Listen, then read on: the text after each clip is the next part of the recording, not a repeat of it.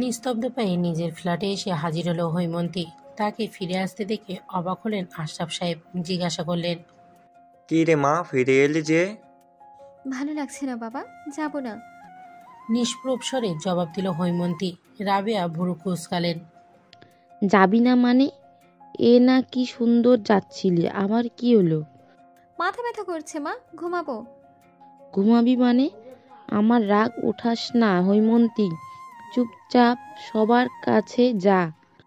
হৈমন্তী বিরস চোখে এক পলক মায়ের দিকে তাকালো, অতঃপর কথা অমান্য করে চলে গেল নিজ রুমে। হালকা শব্দে লাগিয়ে দিল দরজা। রাবেয়া রোষপূর্ণ চাহনি মেলে ধরলেন হৈমন্তীর যাওয়ার পথে।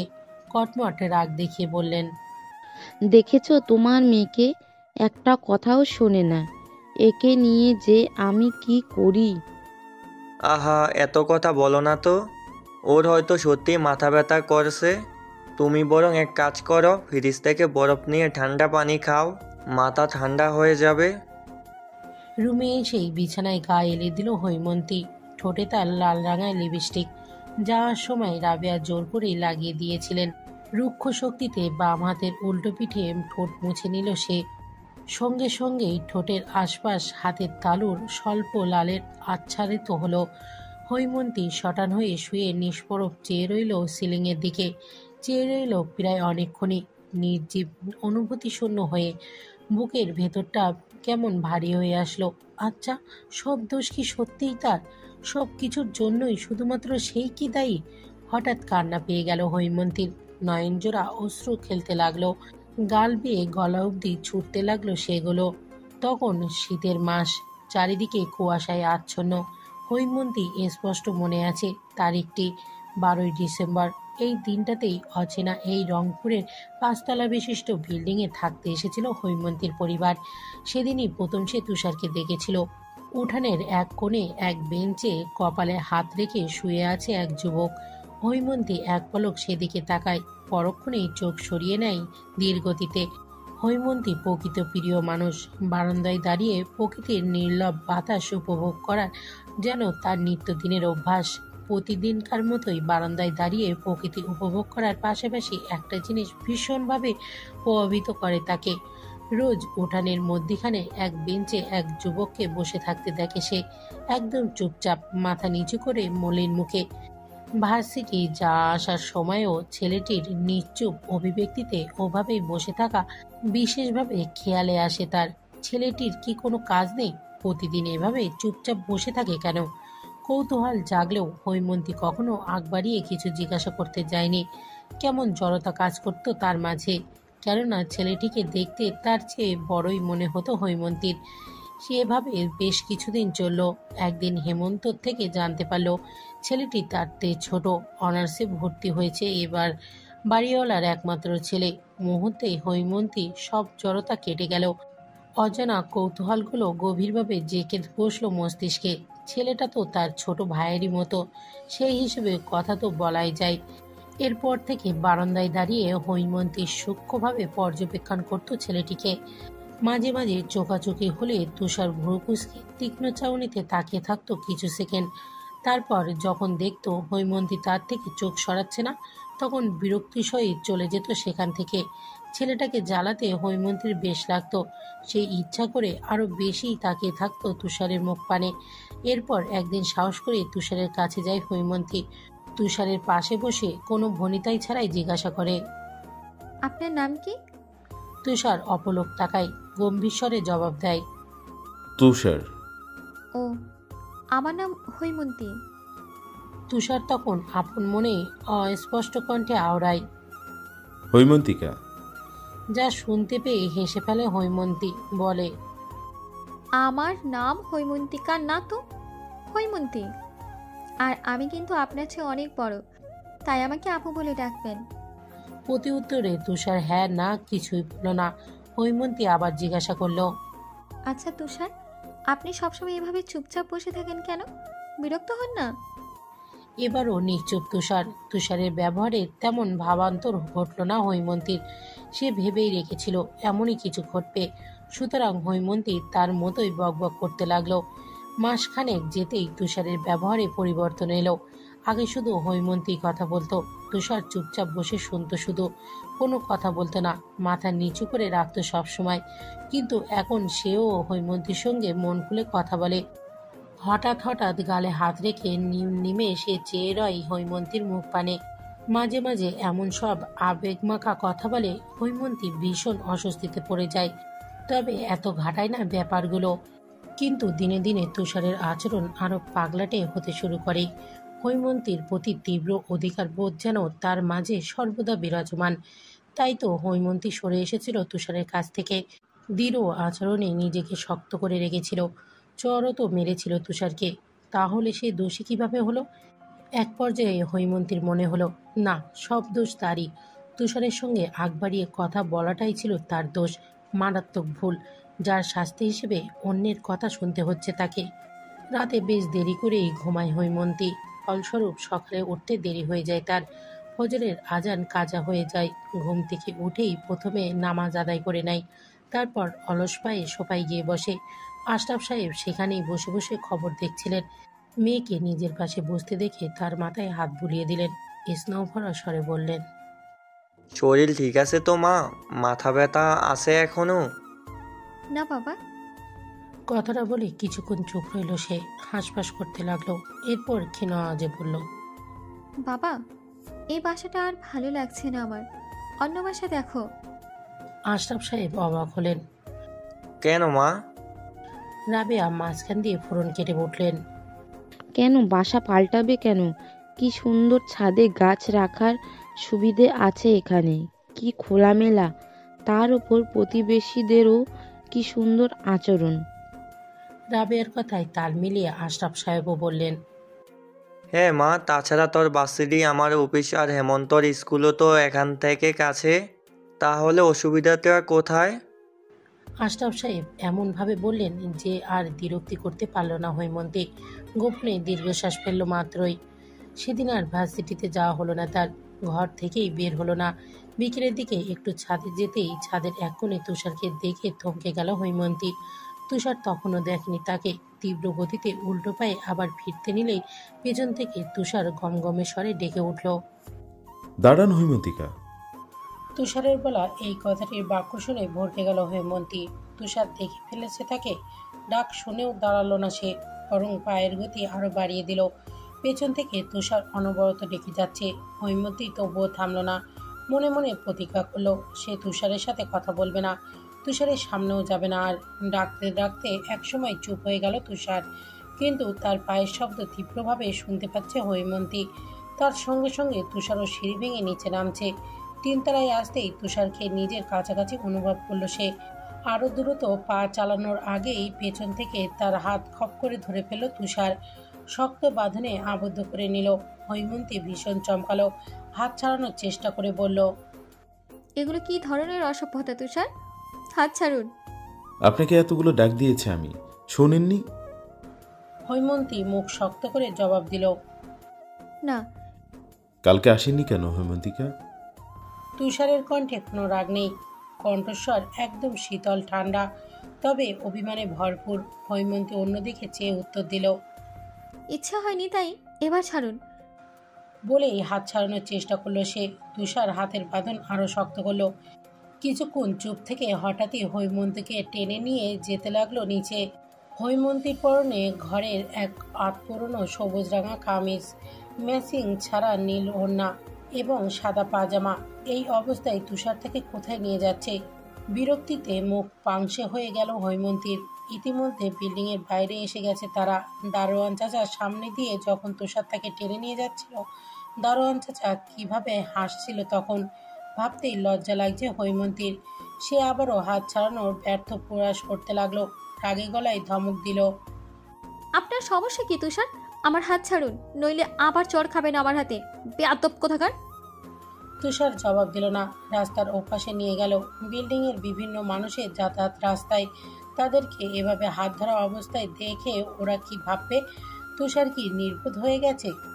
হৈমন্তী আরো বেশ কয়েকবার হাত ছাড়তে বলল। তুষার আগের মতোই নিশ্চুপ, নির্বাক, নির্লিপ্ত। হৈমন্তী নিজেকে আর নিয়ন্ত্রণে রাখতে পারল না।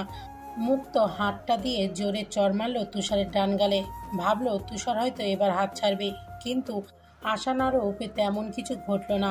তুষারকে আগের চেয়েও বেশি নির্লিপ্ত দেখালো এবার। হৈমন্তীর দিকে একবারও তাকালো না পর্যন্ত, তবে চোয়ালখানেক শক্ত হয়ে এলো তার। তুষার একটা রিক্সা ডাকলো, আগোছালো হৈমন্তীকে নিয়ে যেতে লাগলো কোনো একটা জায়গায়। ততক্ষণে হৈমন্তী প্রশ্ন করতে করতে ক্লান্ত, হাল ছেড়ে চুপচাপ বসে আছে তুষারের অল্প দূরত্বে। তুষার এখনও তার হাত ছাড়েনি, আঙুলের ভাঁজে আঙুল রেখে সামনের দিকে দৃষ্টি নিক্ষেপ করে আছে। কোনো এক নদীর তীর, ছোটোখাটো কিছু নৌকা, স্টিমার নদীর বুক চিরে ছুটে চলেছে। পানিতে পানিতে তাণ্ডব ঘটছে, তীব্রভাবে ঢেউ বহমান, বাতাসের আনাগোনা প্রচণ্ড। কোনো মতে করা খোপাটি ঢিলা হয়ে কাঁধে এসে ঠেকেছে হৈমন্তীর। ছোট চুলগুলো উন্মুক্ত কাঁধে বিঁধে গিয়ে কি ভীষণ চুলকাচ্ছে। হৈমন্তী আবারও হাত খোপা করতে লাগলো। তার পাশে দাঁড়ানো তুষার মুগ্ধ হয়ে দেখতে লাগলো প্রেয়সীর চুল বাঁধা। এক মনেই চেয়েই রইল, পলক ফেলছে না একদমই। হৈমন্তী খেয়ালে এলো তা, হাত নামিয়ে ক্রুদ্ধ চোখে জিজ্ঞাসা করলো, বারবার মানা করো সত্ত্বেও আমাকে কেন এখানে এনেছেন? হৈমন্তীর থেকে চোখ সরালো সে, নদীর দিকে তাকিয়ে আওড়ালো, ধরুন আপনি একটা পিকনিকের আয়োজন করলেন, সবাই জানলো পিকনিকটা আপনি করছেন আপনার কাজিনদের জন্য, অথচ আপনার মনে অন্য কিছু। প্রতিদিনের চেয়ে একটু বেশি সময়ের জন্য একজনকে দেখার তাড়নায় পিকনিকটা আয়োজন করেছেন আপনি। ওই একজনকে বারবার ডেকে পাঠিয়েছেন পিকনিকে আসার জন্য, তবুও সে আসলো না, এবং আপনি তবুও অপেক্ষা করে গেলেন ওই একজনের জন্য। একসময় পিকনিক শেষ হয়ে গেল, তখনও তার আসার নাম নেই। তাকে একটাবার দেখার ব্যাকুল ইচ্ছায় আপনি তার বারান্দায় দাঁড়িয়ে রইলেন প্রায় ভোর অবধি, কিন্তু ফলাফল শূন্যই রয়ে গেল। তখন আপনার কেমন অনুভূতি হবে? কষ্ট হবে না? দহন সৃষ্টি হবে না মনে? একটু থামলো তুষার, হৈমন্তীর চোখে চোখ রেখে বলল, আমি অপেক্ষা করেছিলাম হৈমন্তিকা, আপনি আসেননি। মুহূর্তেই হৈমন্তীর বক্ষস্থলে বয়ে গেল এক নিদারুণ যন্ত্রণাময় অনুভূতি। কেমন দোটানায় পড়ে গেল সে। কেন যেন মনে হতে লাগলো তুষারের জন্য তার মনে অন্য এক অনুভূতি সৃষ্টি হচ্ছে। সঙ্গে সঙ্গে হৈমন্তীর আমি নামক ব্যক্তিটি গোপনে চিৎকার করে উঠল, এ পাপ হৈমন্তী, এ অসম্ভব। হৈমন্তী দমে গেল, অতি সন্দর্পণে ক্ষীণ অনুভূতিগুলোর আড়াল করে ঝাঁঝালো স্বরে বলল, আমি এক্ষুনি বাসায় যাব। বুক ছিঁড়ে এক সুগভীর পীড়াদায়ক দীর্ঘশ্বাস বেরিয়ে এলো তুষারের। কিছু সময় নির্নিমেষ চেয়ে দেখলো হৈমন্তীকে, এরপর বলল, চলুন হৈমন্তিকা। রিকশা এসে থামলো বিল্ডিং এর সামনে। গেটের মাঝে বড় বড় করে লেখা তৈমুর ভবন। তুষার তৈমুর, তুষারের পুরো নাম। তুষারের নামেই এই বিল্ডিংটি তৈরি। আলতাফ সাহেব ভীষণ ভালোবাসে তার ছেলেকে, তেমনি শাসনও করে। তিনি নিশ্চয়ই তার ছেলের জন্য উজ্জ্বল ভবিষ্যৎই ভেবে রেখেছে। সেখানে তার ছেলে তো তার কথা শুনছেই না, বিপদে হাঁটছে। নিজের চেয়ে বড় মেয়েকে ভালোবাসা তো কোনো সঠিক কাজ নয়। সমাজ কি বলবে, আত্মীয় কি বলবে, তার চেয়ে বড় কথা ভবিষ্যৎ কি হবে। ছোট ছেলের সঙ্গে কি চিন্তা ভাবনার মিল হবে? তাছাড়া হৈমন্তীর বাবাও হৈমন্তীকে নিয়ে অনেক আশা, সেই আশা কিভাবে ভেঙে চূর্ণ বিচূর্ণ করবে সে? হৈমন্তী দীর্ঘশ্বাস ফেল। তুষার তার পাশেই হাঁটছে। একেবারে দোতলা পর্যন্ত এগিয়ে এলো সে। দরজার কাছাকাছি এসে হৈমন্তী যেতে নিলেই তুষার সুপ্ত আবদার করে উঠল, আপনাকে একটু জড়িয়ে ধরি হৈমন্তিকা। বলে উত্তরে আর অপেক্ষা করল না সে। হুট করেই জড়িয়ে ধরল হৈমন্তীকে, নিজের বুকের সঙ্গে গভীরভাবে ঠেকিয়ে রাখলো ওর মাথা। হৈমন্তী শক্ত হয়ে গেল, চোখ বড় বড় হয়ে এলো তার। তুষারের বুকে ধাক্কা দিয়ে কাপা গলায় তেজ ঢেলে আদেশ দিল, সরুন তুষার। তুষার একটু নিবিড় হতেই হৈমন্তীর কণ্ঠ থেমে গেল। ঝিরিঝিরি বৃষ্টি পড়ছে বাইরে। বাতাসের তীব্র তাণ্ডবে তীর্যকভাবে বৃষ্টির এক একটা ফোঁটা গায়ে লাগছে। নিস্তব্ধ নির্জীব রাস্তার মধ্যিখানে হাঁটছে তুষার। রাত আনুমানিক 9টা হবে। বাসায় যেতে ইচ্ছা করছে না তার, আবার না যেও উপায় নেই। ধীর স্থিরভাবে হাঁটতে থাকা পায়ের গতি আরো কমিয়ে দিল সে। আরো ধীরে হাঁটতে লাগলো। শার্টের কাঁধের অংশটা ভিজে গেছে ইতিমধ্যে। একটু পরে সে নিজেই কাক ভেজা হয়ে যাবে। রাস্তার এক লোক সেদিক দিয়ে যাচ্ছিল। তুষারের এহেন উদাসীন ভাব দেখে তাড়া দিয়ে বলল, এত আস্তে হাঁটছেন কেন ভাই? বৃষ্টি আরও পড়বে, তাড়াতাড়ি পা চালান। লোকটির কথায় কোনো রূপ ভাবান্তর ঘটল না তার। সে আগের ন্যায় নিশ্চুপ এক মনে হেঁটে চলেছে সামনের পথে। আরেকটু পথ অতিক্রম করতেই লোকালয়ের কাছাকাছি চলে এলো তুষার। রাস্তার পাশে এক বৃদ্ধা প্রতিদিন চুরি বেচাকেনা করেন। আজ বৃষ্টি হওয়ায় চুরিগুলো একটা থলির ভেতরে ঢুকিয়ে রাখছিলেন তিনি। সেদিকে তাকিয়ে আপনা আপনি থেমে গেল তুষারের পা। রং বেরঙের চুড়িগুলোর দিকে চেয়ে চোখ বন্ধ করে নিল সে। কল্পনা করলো একটা দিন তার দেওয়া চুড়ি শাড়ি পরে হৈমন্তী তার কাছে আসবে। তাকে দেখেই লজ্জা পেয়ে কপালে পড়ে থাকা চুলগুলো কানে গুজে দিবে। কাচের চুড়িগুলো একটার সঙ্গে আরেকটা বাড়ি খেয়ে টুংটাং শব্দ করবে তখন। তুষার মন্ত্রমুগ্ধের ন্যায় তাকিয়ে তাকিয়ে দেখবে তা। ভাবতেই ঠোঁট খিনে হাসি রেখা ফুটে উঠল তার। পরক্ষণে কি ভেবে হাসিটা মিলিয়ে গেল। এর বদলে বেরিয়ে এলো কয়েকটি দীর্ঘশ্বাস। বৃদ্ধার কাছে এগিয়ে গেল তুষার। পায়ের পাতায় ভর দিয়ে হাঁটু ভেঙে বসলো। অতঃপর চুরি দেখতে লাগলো। বৃদ্ধা তখন ব্যস্ত হয়ে বললেন, কয়েনগুলা নিবা বাঁচান, তাড়াতাড়ি ক, বৃষ্টি আইছে, বাসায় যাবো। তুষার হালকা হাসার চেষ্টা করলো। জিভ দিয়ে ঠোঁট ভিজিয়ে বলল, নীল চুড়িগুলো দিন তো দাদি। দাদি বলায় বৃদ্ধা খুশি হলেন যেন। মুখ ভরে হাসলেন। ডজন খানেক চুরির একটা পলিথিনে করে তুষারকে দিলেন। এক হাতে চুরির থলে নিয়ে অন্য হাতে পকেটে হাতড়ে মানিব্যাগ বের করলো তুষার। বলল, কত টাকা দাদি? 30। তুষার 30 টাকা নিল না, বরং 50 টাকা ধরিয়ে দিল বৃদ্ধাকে। বৃদ্ধা প্রথমে নিতে চাইলেন না, জোর করতেই বললেন। চুরি গুণ কি তোমার বইয়ের লাইগায় নিতাছ বাজান? তুষার মলিন হাসলো, জবাব দিল, না, প্রেয়সীর জন্য। তুষার বাসায় ফিরল রাত 1:56। ড্রয়িং রুমের সোফায় আলতাফ সাহেব থমথমে মুখ নিয়ে বসেছিলেন। সে ভেতরে ঢুকতেই বাজখাই গলায় ধমক দিয়ে উঠলেন, কটা বাজে তুষার? এখন বাসায় আসার সময় হলো তোমার? কোথায় ছিলে এতক্ষণ? তুষার দাঁড়ালো, স্বাভাবিক কণ্ঠেই বলল, বাহিরে ছিলাম। বাইরে কোথায়? দিন দিন তুমি কিন্তু মাত্র ছাড়িয়ে যাচ্ছ তুষার। এত রাত পর্যন্ত বাইরে কি কাজ তোমার? আসলে কি জানো, দোষ তোমার না, ওই মেয়েটার। ওই মেয়ে তোমার জীবনে আসার পর থেকেই তুমি এমন পাগলাটে ধরনের হয়ে গেছো। কি করো না করো সেটা কি তুমি নিজে জানো? তোমার মাথাটা একেবারে খেয়ে ফেলেছে মেয়েটা। তুষার এতক্ষণ শান্ত থাকলেও এবার খানিকটা রেগে গেল যেন। বিরক্তি সহিত বলল, এখানে ওর কথা আসছে কোত্থেকে? যা করছি আমি নিজের ইচ্ছাতে করছি, সব বিষয় ওকে টানবে না বাবা। আলতাফ সাহেব বড় বড় চোখে তাকালেন। ঝাঁঝালো কণ্ঠে হেনার উদ্দেশ্যে বললেন, দেখেছো তোমার ছেলেকে? হেনা, পরের মেয়ের জন্য কি দর্দ উতলে পড়ছে। নিজের বাবার সঙ্গে এভাবে কথা বলতে মুখে বাচ্ছে না ওর। হেনা করুণ চোখে ছেলের দিকে তাকালেন। এই বিষয়ে কোনোরূপ উত্তর দিলেন না। চুপচাপ দাঁড়িয়ে রইলেন স্বামীর পাশে। তুষার একবার নিজের মাকে দেখলেন তো আর একবার বাবাকে।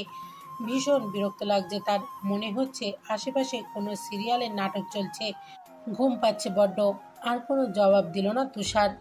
সবকিছু সূক্ষ্মভাবে অগ্রাহ্য করে চলে গেল নিজের রুমে। আলতাফ সাহেব কিন্তু তখনও থামেনি।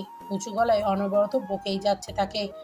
তুষার ফ্রেশ হয়ে বিছানায় গা এলিয়ে দিল। টেবিলে রাখা চুড়িগুলোর দিকে কিছুক্ষণ তাকিয়ে থেকে কি ভেবে ফোন হাতে নিল।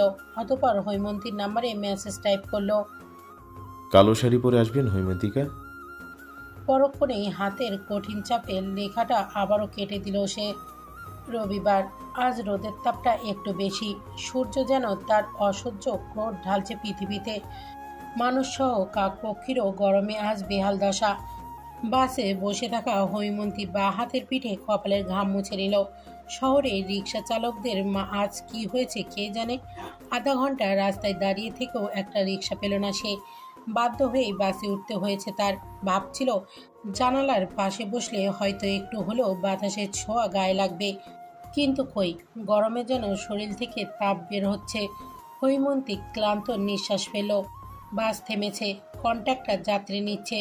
সেদিকে চেয়ে হৈমন্তী আবারও জানলার বাইরে তাকাতেই হঠাৎ কোথা থেকে তুষার এসে বসে পড়ল তার পাশে। কোনো কিছু না বলেই হৈমন্তীর ওড়না নিয়ে নিজের ঘামাক্ত ললাট মুছতে মুছতে আওড়ালো, কি ভীষণ গরম পড়েছে, তাই না হৈমন্তিকা? হৈমন্তী চমকালো, ভরকালো, তাজ্জব বনে গেল, বিস্ফোরিত নয়নে চেয়ে আশ্চর্য কণ্ঠে বলল। আপনি এখানে? তুষার বিস্তর হাসলো, প্রশ্নের জবাব না দিয়ে উল্টো জিজ্ঞাসা করলো। পানি হবে আপনার কাছে? হৈমন্তী হাতের পানির বোতল ছিল, সেটা তুষারকে দিতেই সে আগের মতোই মুখ লাগিয়ে পান করলো তা। এরপর পানির বোতল ফেরত দিয়ে অনুমতি চেয়ে বলল। আপনার হাতটা একটু দিন তো হৈমন্তিকা। তুষার কি অনুমতি চাইলো তার কাছে, নাকি আদেশ করলো, ঠিক আন্দাজ করতে পারল না হৈমন্তী। জোরালো গলায় প্রশ্ন ছুড়ল। কেন? তুষার এবার প্রশ্নের জবাব দিল না, নিজেই টেনে নিল হৈমন্তীর হাত জোড়া। কোলে রাখা প্যাকেট থেকে একা একটা করে চুড়ি বের করে পরিয়ে দিতে লাগলো তার দু হাতে। হৈমন্তী কেন যেন বাধা দিতে পারল না, ড্যাপডাপ করে তাকিয়ে রইল ক্ষীণ লাজুক নয়নে। চুড়ি পরানো শেষ হতেই হৈমন্তী হাত টেনে উঠে দাঁড়ালো তুষার। হৈমন্তী জিজ্ঞাসা চোখে তাকালো, ঠোঁটের কোণে দুর্বোধ্য হাসি ফুটিয়ে তুষার আওড়ালো। চলুন হৈমন্তিকা, বাইকে করে আজ সারা শহর ঘোরাবো। বাইকের গতি বাড়ছে, শনশন আওয়াজে বাতাসে তীব্র ঝাপটা লাগছে কানে। ঠিকভাবে চোখ মেলে তাকাতে পারছে না হৈমন্তী। বাইকের পেছনের দিকটা আরো শক্ত করে খামচে ধরে সে চেঁচিয়ে বলল। স্পিড কমান তুষার। ভয় পাচ্ছেন হৈমন্তিকা? প্রতি উত্তরে আলতো হেসে জিজ্ঞাসা করলো তুষার। হৈমন্তী এবার ধমক দিয়ে উঠল। স্পিড কমাতে বলেছি তুষার, কথা শুনছেন না কেন? তুষার বাইকের স্পিড কমালো না, বরং আরো বাড়িয়ে দিল। এতে যেন ভয় দ্বিগুণ বেড়ে গেল হৈমন্তীর। চেঁচিয়ে প্রতিবাদ করার সময়টুকুও পেল না। কোনো মতে তুষারের কোমরের অংশে শার্ট শক্ত করে ধরে চোখ মুখ খিচে মূর্তির ন্যায় বসে রইল সে। মনে মনে আল্লাহকে ডাকতে লাগলো। এখন বাইক থেকে পড়লেই নিশ্চিত হাত পা ভেঙে হুইল চেয়ারে করে চলাফেরা করতে হবে তার। সরব বাতাসের শব্দ কমে গেল, গায়ে তেমন বাতাস লাগছে না এখন। আশপাশটা কেমন নীরব শান্ত। পিটপিট করে চোখ মেলল হৈমন্তী।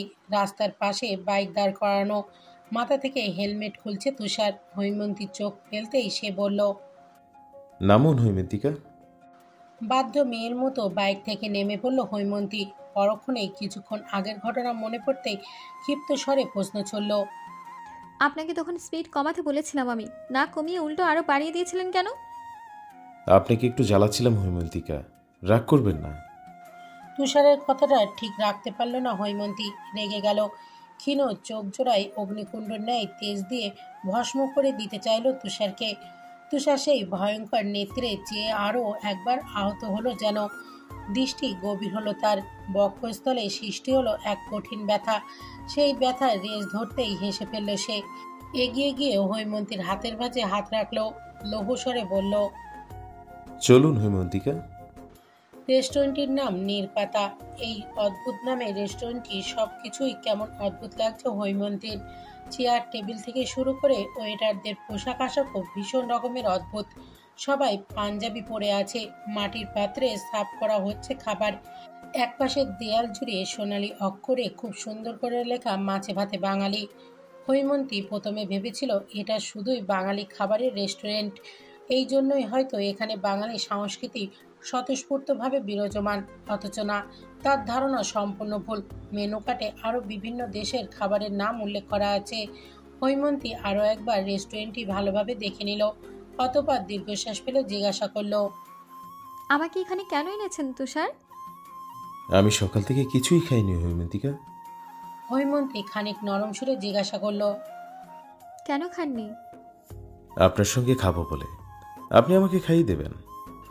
নিঃসংকোচ আবদার। হৈমন্তীর বিমোর হয়ে বারবার কয়েকবার পলক ফেলল। তুষার তখনও মেনু কার্ড দেখতে ব্যস্ত। তার অভিব্যক্তি ভীষণ শান্ত স্বাভাবিক। উঁচু গলায় হাঁক ছেড়ে ওয়েটারকে ডাকল সে। মেনু কার্ড থেকে কিছু খাবার অর্ডার করে হৈমন্তীকে বলল। আমার কাছে এসে বসুন হৈমন্তিকা, ওখান থেকে আপনার অসুবিধা হবে। হৈমন্তী উদাস নয়নে তাকালো, চাপা দীর্ঘশ্বাস ফেলে বলল। আপনি এবার বেশি বেশি করছেন না তুষার? একদমই না।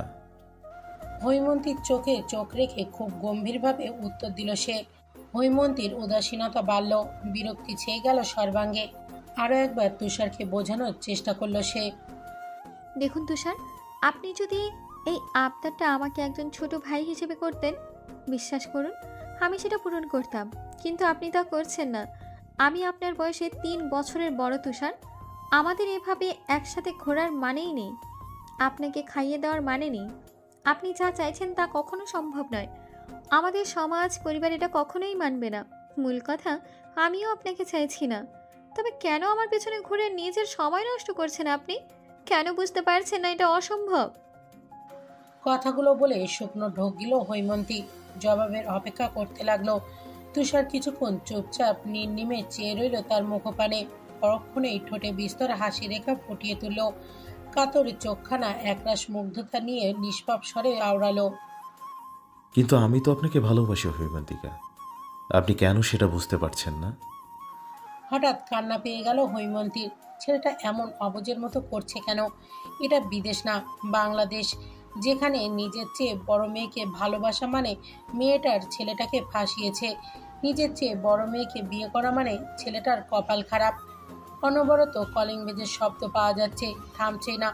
রাবেয়া বেশ বিরক্তি সহিত রান্নাঘর থেকে বেরোলেন। দরজার কাছে যেতে যেতে রোষপূর্ণ গলায় হাঁক ছাড়লেন কে। অতঃপর দরজা খুলতেই বিরক্তি যেন উবে গেল ওনার। দরজার সামনেই থমথমে মুখ নিয়ে দাঁড়িয়ে আছে আলতাফ সাহেব। রাবেয়াকে দেখেই তিনি প্রশ্ন করলেন, আশরাফ সাহেব বাসায় আছেন? ওনার সাথে আমার কিছু কথা আছে। রাবেয়া থেমে থেমে বললেন, আছে, ভেতরে আসুন ভেতরে ঢুকবো না, ওনাকে এখানে ডাকুন। জি। এরপর ভেতরে ঢুকে আশরাফ সাহেবকে ডেকে আনলেন রাবেয়া। নিচে চলে গেলেন রান্নাঘরে। ইলিশ মাছ বোধহয় এতক্ষণে পুড়ে গেল, এই নিয়ে রাবেয়ার চিন্তার শেষ নেই। আশরাফ সাহেব আলতাফ সাহেবকে দেখে খানিক হাসলেন, বিনয়ের সঙ্গে বললেন, কোনো সমস্যা ভাই, এই সময়ে আসলেন? আলতাফ সাহেব কোনো ভনিতা ছাড়াই গম্ভীর স্বরে বললেন, যত দ্রুত সম্ভব অন্য বাসা দেখুন, আগামী মাসে বাসা ছেড়ে দিতে হবে আপনাদের। আশরাফ সাহেবের কপালে সূক্ষ্ম ভাঁজ পড়ল। বিস্ময় নিয়ে তিনি প্রশ্ন করলেন, মানে কেন? আমাদের দ্বারা কি কোনো ভুল হয়েছে ভাই? সেটা আপনার মেয়েকে জিজ্ঞেস করুন। আপনার মেয়ে কোথায়? নিশ্চয়ই বাইরে। হ্যাঁ, কিন্তু আমার মেয়ে কি করেছে?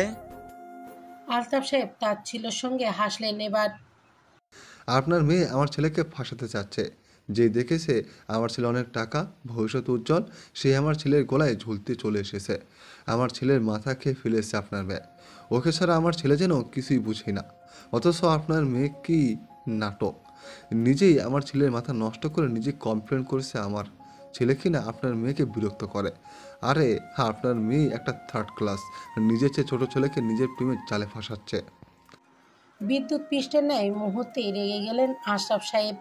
আলতাফ সাহেবের কথা শেষ হবার আগেই উঁচু গলায় চেঁচিয়ে উঠলেন, ভদ্রভাবে কথা বলুন, আমার মেয়ে কেমন তা আপনার থেকে জানতে হবে না আমার? নিজের ছেলের দোষ আমার মেয়ের গাড়ে চাপাবেন না, খবরদার। আফতাব সাহেব আরও দ্বিগুণ চেঁচিয়ে উঠলেন, আপনাদের থেকে ভদ্রতা শিখতে হবে না আমার, নিজের আগে শিখে আসুনকে। আগামী মাসের 1 তারিখে যেন এই ফ্ল্যাটে আপনাদের কাউকে না দেখতে পাই আমি, নয়তো ঘাট ধাক্কা দিয়ে বের করে দেবো আপনাদের। কি ভেবেছেন আপনারা আমার ছেলেকে নিজের বশে আনতে চাইবেন? আর আমি আনতে দেব? কখনো না। আশরাফ সাহেব প্রতিবাদ করতে গিয়েও করলেন না। আফতাব সাহেবের মুখের উপর দরজা লাগিয়ে দিলেন। আশরাফ সাহেবের মতে নীরবতাই সবচেয়ে বড় অপমান। তাছাড়া কুকুর ঘেউ ঘেউ করলেই কি আমাদেরও ঘেউ ঘেউ করতে হবে? নিজেকে শান্ত করার চেষ্টা করলেন তিনি, কিন্তু কোনোভাবেই পারছেন না। শক্ত মুখে দাঁড়িয়ে আছেন।